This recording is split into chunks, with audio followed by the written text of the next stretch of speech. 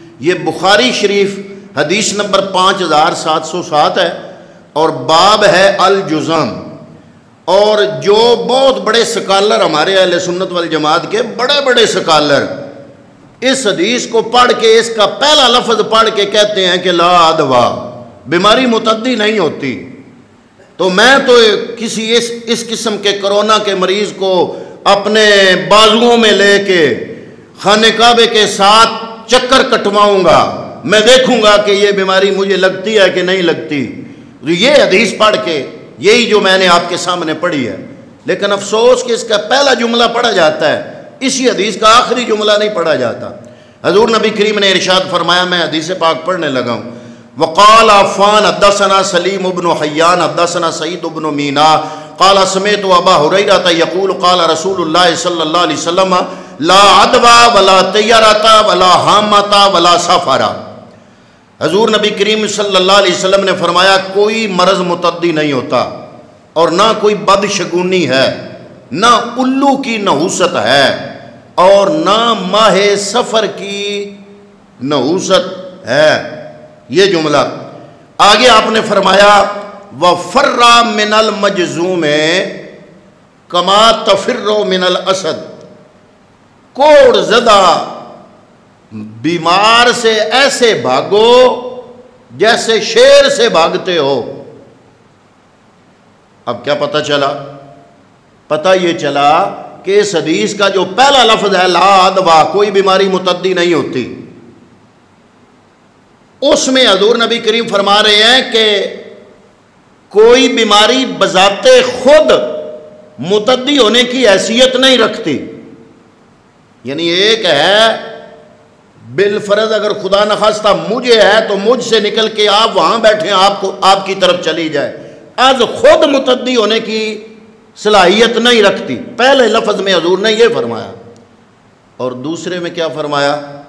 فرمایا یہی حدیث ہے وَفَرَّ مِنَ الْمَجْزُومِ كَمَا تَفِرُّ مِنَ الْأَسَدِ، کوڑ زدہ سے ایسے بھاگو جیسے شیر سے بھاگتے ہو۔ اور یہی حدیث پاک 5717 5757 5770 5773 5775 یہ حدیث پاک بخاری شریف کے اندر انہی نمبروں کے ساتھ مختلف مقامات پر موجود ہے۔ اور صحیح بخاری شریف کی حدیث نمبر 5707 جو میں نے آپ کے سامنے تلاوت کی، اس کی شرح علامہ بدر الدین عینی اس حدیث کی شرح میں حضرت عبداللہ بن اوفا رضی اللہ تعالیٰ عنہ سے روایت کرتے ہیں کہ رسول اللہ صلی اللہ علیہ وسلم نے فرمایا، اس کی شرح میں علامہ بدر الدین عینی لکھتے ہیں، اسی حدیث کی شرح میں جس حدیث کو ہمارے بڑے سکالر تلاوت کر کے اس حدیث کی کہتے ہیں بیماری متعدی نہیں ہوتی، اسی کو علامہ بدر الدین عینی نے اسی حدیث کی شرح میں حضرت عبداللہ بن اوفا رضی اللہ تعالیٰ عنہ سے روایت کی کہ رسول اللہ صلی اللہ علیہ وسلم نے فرمایا مجزوم سے کلام کرو اس حال میں کہ تمہارے اور اس کے درمیان ایک نیزہ یا دو نیزے کا فاصلہ ہو۔ یہ جو آج کی سائنس ہمیں کہہ رہی ہے 4-5 فٹ دور رہو، یہ سائنس آج بتا رہی ہے میرے پیغمبر نے 14 صدیاں پہلے آئسولیشن کا یہ تصور قوم کے سامنے رکھ دیا تھا۔ تو حضور نے جو حدیث پاک ہے حضور کی کہ ایک نیزہ یا دو نیزہ کا فاصلہ رکھو، یہ علامہ بدر الدین عینی نے اسی حدیث کی شرح میں، اسی مذکورہ حدیث کی شرح میں علامہ بدر الدین عینی نے یہ حدیث نوٹ فرمایا کہ مجزوم سے ایسے کلام کرو کہ اس کے اور تمہارے درمیان ایک نیزہ یا دو نیزہ کا فاصلہ ہو۔ اور امام ابو داؤد نے ایک حدیث پاک جو وہ لوگ بڑی پیش کرتے ہیں، وہ بھی ہم ذکر ضرور کریں گے۔ اگر یہ اعتراض کیا جائے کہ امام ابو داؤد نے حضرت جابر رضی اللہ تعالیٰ عنہ سے روایت کی ہے کہ رسول اللہ صلی اللہ علیہ وسلم نے مجزوم کا ہاتھ پکڑا اور اس کے ہاتھ کو اپنے پیالے میں داخل کیا، پھر آپ نے فرمایا اللہ کا نام پڑھ کر کھاؤ، اور اللہ پر اعتماد کرتے ہوئے کھاؤ، اور اللہ پر توکل کرتے ہوئے کھاؤ۔ اس حدیث کو امام ترمذی رحمۃ اللہ تعالیٰ علیہ نے بھی روایت کیا ہے۔ امام ترمذی نے ابو داؤد کی یہی حدیث روایت کرنے کے بعد لکھا کہ یہ حدیث غریب ہے، یہ جو حدیث ہے پیالے میں کھلانے کی یہ غریب ہے۔ اس باب کی حدیث میں اور حضرت جابر رضی اللہ تعالیٰ عنہ کی حدیث میں آپس میں مطابقت کیسے ہوگی، اس اعتراض کے متعدد جوابات ہیں۔ نمبر 1، یہ حدیث اس باب کی حدیث کے مقابلہ کی نہیں، اور معارضہ اس وقت ہوتا ہے جب دو حدیثیں سند کے اعتبار سے مساوی قوت کی ہوں، کیونکہ اس حدیث کو غریب کہا گیا، وہ حدیث ضعیف، وہ حدیث صحیح ہے کہ حضور نے فرمایا وَفَرَّ مِنَ الْمَجْزُومِ كَمَا تَفِرُّ مِنَ الْأَسَدِ۔ نمبر 2، علامہ القلابازی نے کہا ہے کہ نبی صلی اللہ علیہ وسلم نے اس کے ساتھ پیالہ سے نہیں کھایا تھا، اس کو صرف کھانے کی اجازت دی تھی۔ نمبر 3، اگر بالفرض آپ نے اس کے ساتھ کھایا ہو بالفرض، تو اس کی توجیہ یہ ہے کہ آپ یہ بتانا چاہتے ہیں کہ یہ امراض از خود متعدی نہیں ہوتے، بذات خود یہ متعدی نہیں ہوتے، لیکن اللہ تعالیٰ نے مریض کے ساتھ تندرست کے اختلاط کو اس مرض کے متعدی ہونے کا سبب بنا دیا۔ وگرنہ یہ کیسے ہو سکتا ہے کہ ایک بات حضور نے ایک ہی حدیث میں پہلے جملے میں کچھ کہی ہو، آخری جملے میں کچھ کہی ہو؟ نہیں، یہ بات نہیں ہے۔ پہلے جملے میں جو حضور نے فرمایا وہ اس کا مطلب یہ ہے کہ بذات خود کوئی بیماری متعدد نہیں ہوتی، اور دوسرے جملے میں فرمایا کہ بیماری کے متعدی ہونے کا سبب جو ہوتا ہے وہ پایا جائے تو بیماری متعدی ہوتی ہے، اور وہ سبب کیا ہے؟ تندرست کا مریض کے ساتھ اختلاط، تندرست کا مریض کے ساتھ اختلاط۔ تو گویا پس حدیث کے پہلے جز میں فرمایا کوئی مرض متعدی نہیں ہوتا، یہ آپ نے جاہلیت کے اس عقیدے کی نفی کے لیے فرمایا کہ بعض امراض بنفس ہی متعدی ہوتے ہیں، اس لیے آپ نے فرمایا کہ پہلے شخص میں یہ مرض کہاں سے آیا تھا، اور پھر آپ نے فرمایا مجزوم سے بھاگو۔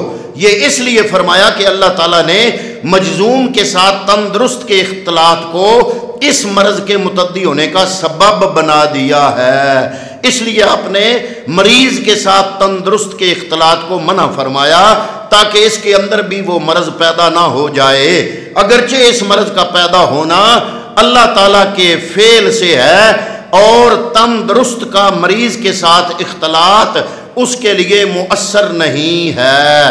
علامہ غلام رسول سعیدی رحمۃ اللہ تعالیٰ علیہ مسلم شریف کی شرح جلد نمبر 6 صفحہ نمبر 609 پر لکھتے ہیں کہ صحیح بات وہ ہے جو کہ جمہور کا قول ہے، اور اس قول کی طرف رجوع کرنا متعین ہے، اور جزامی سے اجتناب کی حدیث منسوخ نہیں ہے، بلکہ دونوں حدیثوں میں تطبیق دینا واجب ہے۔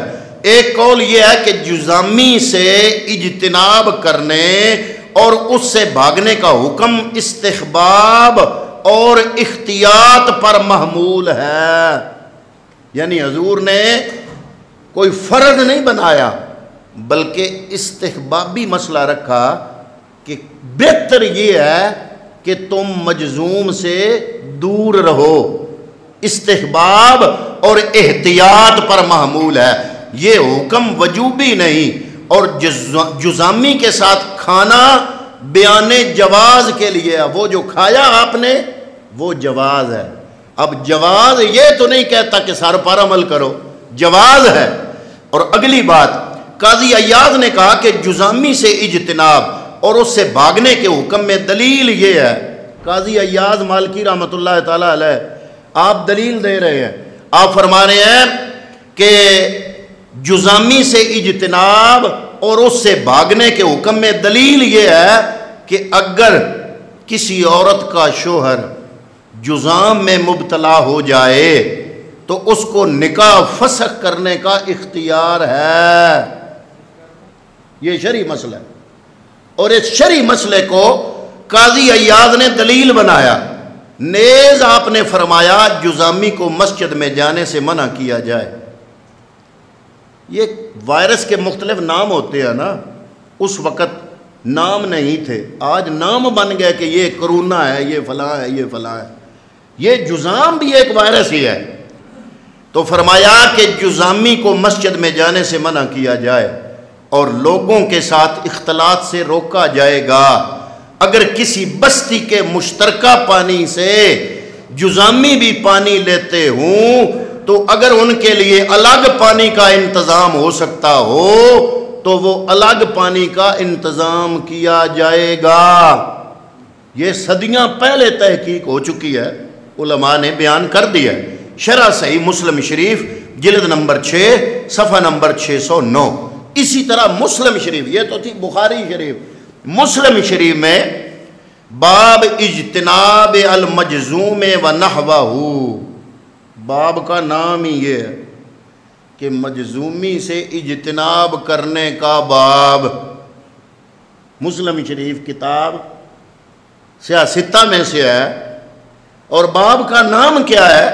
اجتناب المجزوم و نحوہ، مجزوم اور اس طرح کے دیگر وبائی امراض سے ان میں جو بندہ مشتمل ہو جائے یا شامل ہو جائے یا شکار ہو جائے ان بیماریوں کا، تو اس سے اجتناب کرنے کا باب۔ حدیث نمبر 5706، حدثنا یحییٰ بن یحییٰ اخبرنا حشیم وحدثنا ابو بکر ابن شیبہ حدثنا شریک بن عبداللہ وحشیم ابن بشیر ان یالا بن عطا ان عمر بن الشریک ان ابیہ قال کان فی وفد ثقیف رجل مجزوم۔ فرماتے ہیں کہ حضور نبی کریم کی بارگاہ میں بنی ثقیف کا ایک وفد آیا، ان میں ایک بندہ مجزوم تھا، یعنی اس کو کوڑ تھا۔ فَأَرْسَلَ إِلَيْهِ النَّبِيُّ صلی اللہ علیہ وسلم، حضور کو پتہ چلا کہ ایک وفد بنو ثقیف کا آپ کی بارگاہ میں حاضر ہو کر آپ کے ہاتھ پہ بیعت کرنا چاہتا ہے، کلمہ پڑھنا چاہتا ہے، مسلمان ہونا چاہتا ہے۔ تو ان میں ایک بندہ جزامی ہے، یعنی اس کو جزام ہے۔ فَأَرْسَلَ مسلم شریف، فَأَرْسَلَ إِلَيْهِ النَّبِيُّ صلی اللہ علیہ وسلم، نبی کریم صلی اللہ علیہ وسلم نے اس کی طرف پیغام بھیجا، اِنَّا قَدْ بَایَعْنَاکَ فَارْجِعْ، فرمایا ہم نے تمہاری بیعت وہاں ہی کر لی ہے، تم واپس چلے جاؤ۔ اب کیا سوال پیدا ہوا کہ حضور نے کیا اپنی حفاظت کے لیے یہ فرمایا اس کو؟ نہیں، زمین پر اللہ نے حرام قرار دیا ہے کہ پیغمبر کو تکلیف دے کوئی شے بھی۔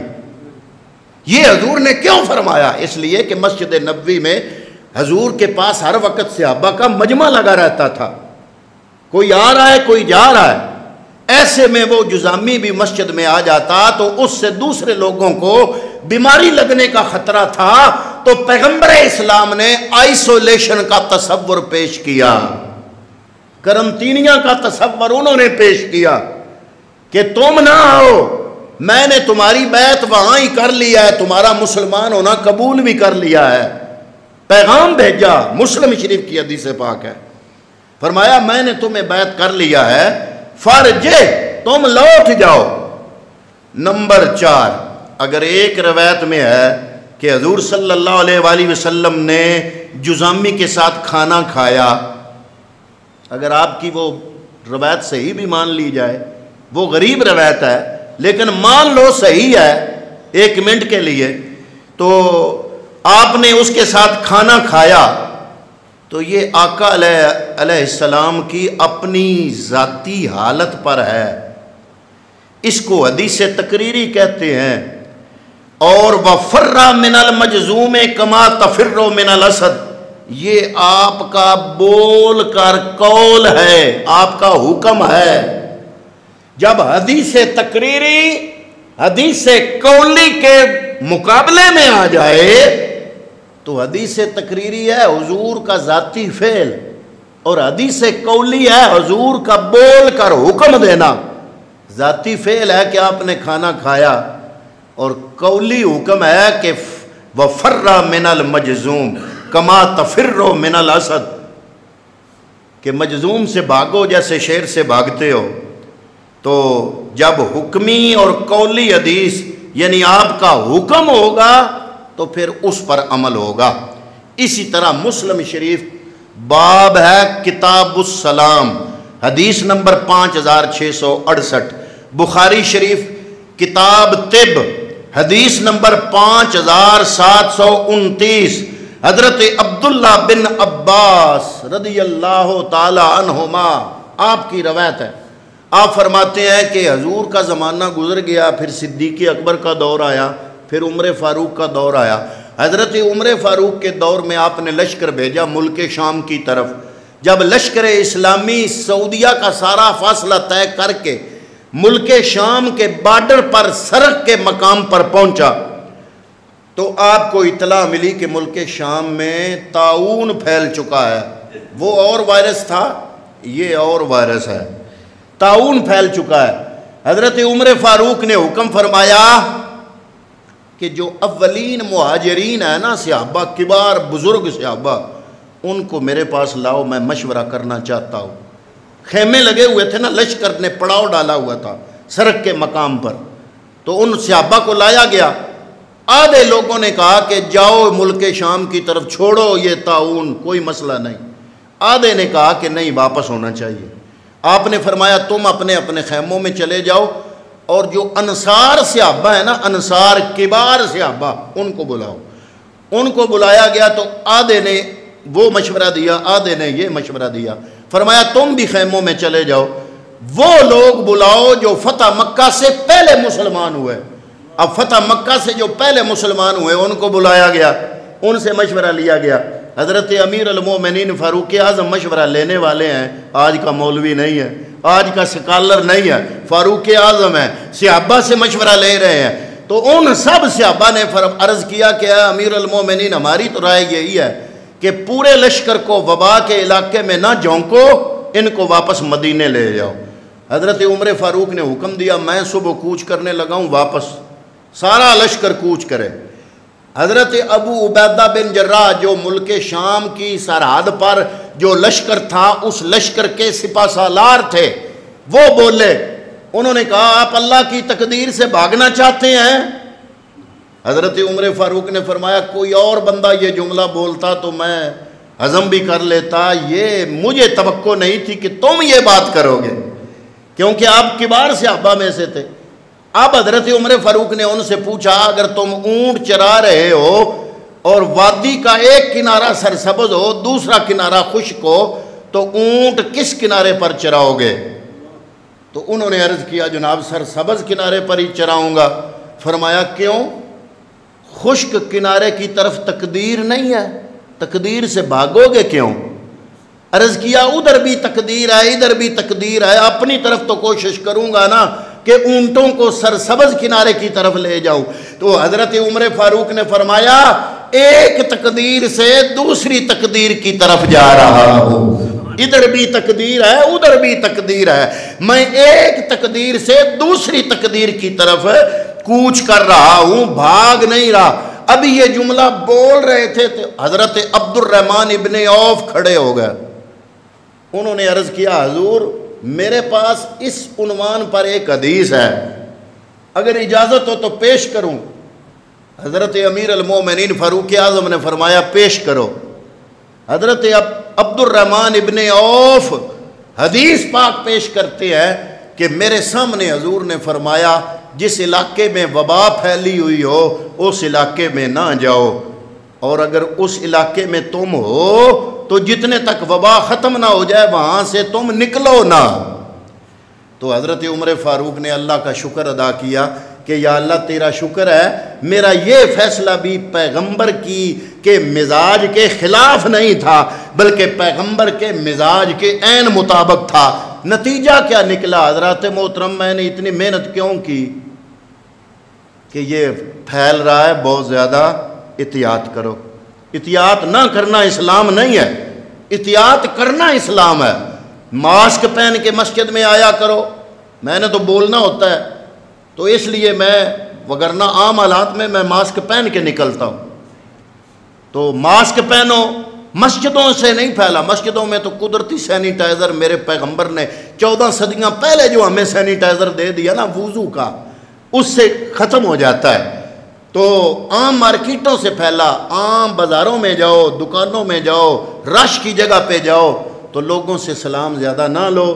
اب کئی لوگ مجھ سے لیتے ہیں تو میں ان کا دل رکھنے کے لیے لے لیتا ہوں، لیکن میں آپ سے، میری جگہ کوئی بھی عالم دین ہو مثلاً، اگر اس سے کسی ایسے بندے نے سلام لیا ہے جس کو کرونا ہو، اس سے وائرس ادھر منتقل ہوا، اب آگے 10 بندوں نے میرے سے لیا ہے، میں سبب بن گیا ایک بندے سے لے کر 10 بندوں میں تقسیم کرنے کا۔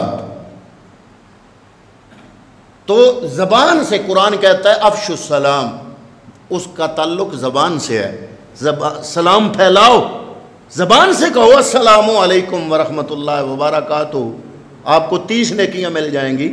جواب میں وہ اگلا کہے گا وعلیکم السلام ورحمۃ اللہ وبرکاتہ، اس کو بھی 30 نیکیاں مل جائیں گی۔ دعا کی دعا ہے، اگر اس کے حق میں آپ کی دعا قبول ہو گئی، اللہ کی رحمت ہوگی تو وارے نیارے ہو گئے، اور اگر اس کی دعا آپ کے حق میں قبول ہو گئی تو اللہ کی رحمت اور برکت اور سلامتی آپ پر نازل ہو گئی تو آپ کے وارے نیارے ہو گئے۔ تو سلام ضرور لو، زبان سے لو، ہاتھ نہ ملاؤ ایک دوسرے سے، سوشل ڈسٹینس رکھو۔ یہ سوشل ڈسٹینس رکھنا یہ شریعت کے خلاف نہیں ہے، یہ احتیاطی تدابیر کرنا عین شریعت کے مطابق ہے۔ دعا ہے کہ اللہ تعالی ہمیں سمجھ کی توفیق عطا فرمائے۔ وما علیہ الا البلاغ المبین۔